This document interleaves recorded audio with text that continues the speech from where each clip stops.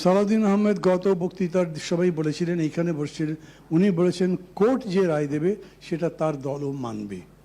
তো বাকিরা কি মানবেন না? সবারই তো মানতে হবে। কোর্ট যদি বলে, আপনি যদি অ্যাগ্রি করেন যে কোর্টের কাছে আমি যেতে চাই, ওটার আপত্তি কি? কিছু দেখছি যেন আপনাদের গায়ে কোনো কাদা না লাগে, অথবা গোসল করতে নেমেছেন যেন পানি না লাগে, এরকম তা তো হবে না। Administration is basically politics.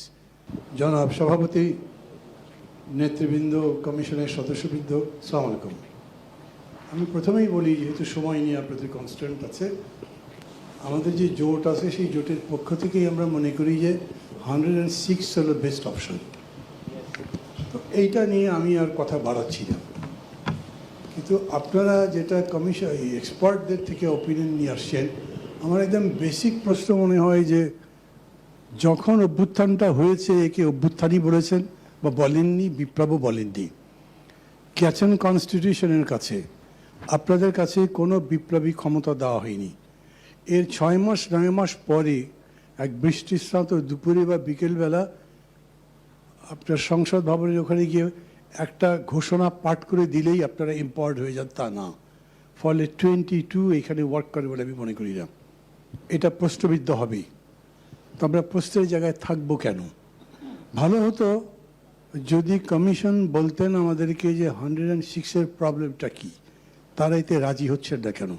কোনো জেদাজিদের ব্যাপার তো নেই। দেখেন, গণতন্ত্র নিশ্চয়ই রুল অফ মেজরিটি, কিন্তু গণতন্ত্র তাই বলে মিথ্যার উপরে ঘর বাড়ি বাড়ায় না। গণতন্ত্র সত্যটা অনুসন্ধান করে, কোনটা করলে ঠিক হবে। আমরাও আজকে এরকম একটা ক্রাইসিসে পড়েছি, কোনো সন্দেহ নেই, এক ধরনের অচল অবস্থা হয়েছে। এখান থেকে পথ কেটে বেরিয়ে যেতে চাই, কিন্তু সেইটা আবার যেন তেন প্রকারে করা যাবে না, আবার পরবর্তীতে বিভিন্নভাবেতে আক্রান্ত হয়ে যেতে পারি। অতএব আমাদের সঠিক পথটা খুঁজতে হবে। গণভোটের সমস্যা তো কমরেড সাইফুল হক বলেছেন, তারপর অবশ্য মঞ্জু বলেছে যেটা তারপরেও করা যায়। একটাই গণভোট আমার মনে পড়ে, যেটা জিয়াউর রহমান করেছিলেন। মূল বিষয়টা ছিল প্রেসিডেন্ট আমাকে মানেন কি না, তার সাথে 19 দফাও বিধৃত করা ছিল, কোথাও কোনো কন্ট্রাডিকশন ছিল না। কিন্তু এখন একটা প্রপোজালের মধ্যে আপনি দুটো প্রপোজাল দেবেন, যেখানে নোট অফ ডিসেন্ট দেবে, তাহলে জাজমেন্টটা চাইবেন কেমনে, সেটা একটা ব্যাপার। তাছাড়াও গণভোট একটা কাম্বারসাম ব্যাপার তো বটেই, সব লোকজনে ভোট চাইতে হবে, ভোট আনতে হবে। কিন্তু আপনি যদি 106-এ যান, তাহলে এই ধরনের কোনো সমস্যা নেই। একটা কথা ভাবতে পারেন কি, আমরা তো যেতে নিশ্চয়ই পারি। আমাদের সরকার যদি বলেন প্রেসিডেন্টকে এটা করবার জন্যে, প্রেসিডেন্ট করবেন, সুপ্রিম কোর্ট রিজেক্ট করে দেবে? মানে আমি তো একটা অভূতপূর্ব ব্যাপার মনে করি যে এই একটা সরকার আছে, দুনিয়ার মধ্যে এরকম আছে কিনা যে A to Z সবাই সমর্থন করেছে, এর কোনো বিরোধী দল নেই, এর কোনো বিরোধী সামাজিক সংগঠন নেই, কোনো গ্রুপ নেই। এত বড় একটা জায়গা নিয়েও আপনারা এই কনফিডেন্স ফিল করতে পারবেন না কেন?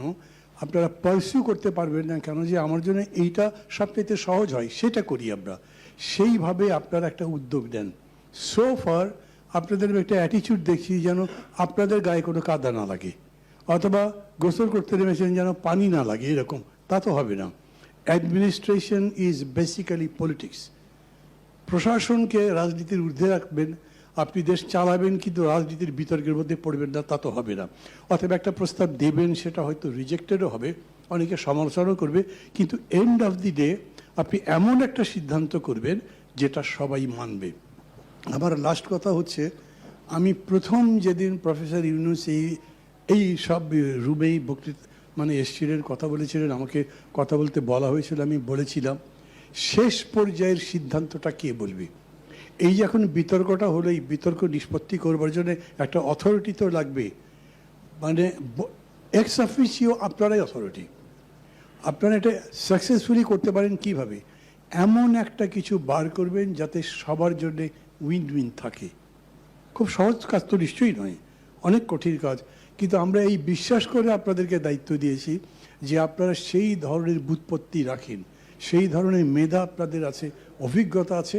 বড় কথা হলো আন্তরিকতা নিয়ে তো কেউ প্রশ্ন করছে না, সেইটার উপরে ভরসা করে সবার সাথে কথা বলে একটা কারেক্ট জায়গা বলেন। আমরাও বলছি, এইখানে যদি কোর্ট আমরা যেরকম চাই সেরকম রায় না দেয়, তবু আমরা মানব। সালাউদ্দিন আহমেদ গত বক্তৃতার সবাই বলেছিলেন, এইখানে বসছিলেন, উনি বলেছেন কোর্ট যে রায় দেবে সেটা তার দলও মানবে। তো বাকিরা কি মানবেন না? সবারই তো মানতে হবে। কোর্ট যদি বলে, আপনি যদি অ্যাগ্রি করেন যে কোর্টের কাছে আমি যেতে চাই, ওটার আপত্তি কি? আমরা তো ধরেন গণভোটের ব্যাপারে সমস্যাগুলো বলছি বা অন্যান্য ব্যাপারে সমস্যাগুলো বলেছি যে এই কারণে আমরা মনে করি এটা যুক্তিযুক্ত হবে না, কিন্তু এখন যেটা বলছি সেটার অসুবিধা কি সেটা কিন্তু আপনারা কেউ কিছু বলেননি। সেই ক্ষেত্রে একটাই কথা হতে পারে, যদি তারা রিজেক্ট করে দেয়, তারা বললো না বাবা আমাদের কেন ঝামেলা ভালো, তোমরা নিজেরা মিলতে পারো না, আমাদের কাছে কেন নিয়ে আসছো, আমরা তারও জবাব দিতে পারবো। সবাই মিলে যদি বলি আমরা যে আমরা এটার নিষ্পত্তি করতে পারিনি, আটকে গেছি, দেশ আটকে গেছে, এইটা ডেফিনেটলি একটা বিশেষ পরিস্থিতি তৈরি করে যেখানে 106 অ্যাপ্লিকেবল হয়। এবং 106-এর ব্যাপারে যে কথা বলা হয়েছে সেখানে এরকম কথাই বলা হয়েছে, যখন সবাই ফিল করছি এবং সেরকম জরুরি পরিস্থিতি মনে হয়েছে তখন ডক্ট্রিন অফ নেসেসিটি অনুযায়ী এটা তাদের কাছে পাঠানো যায়। তারা যা বলেন তাই মানব, অন্তত এইটুকু আমাদের নিবেদন থাকতে হবে যে যেটাই তারা বলবে সেটা মেনেই তার পরবর্তী কাজ চলুক। আমি মনে করি এর চাইতে কম সময়ে সহজে সমাধান করবার অন্য কোনো পথ নেই। লাস্ট সেটা হচ্ছে যে কি নিয়ে যাব। আমি যখন দুপুরে খেতে গেলাম তখন জনাব সালাউদ্দিনের সঙ্গে আমার বসে বসে কথা হলো।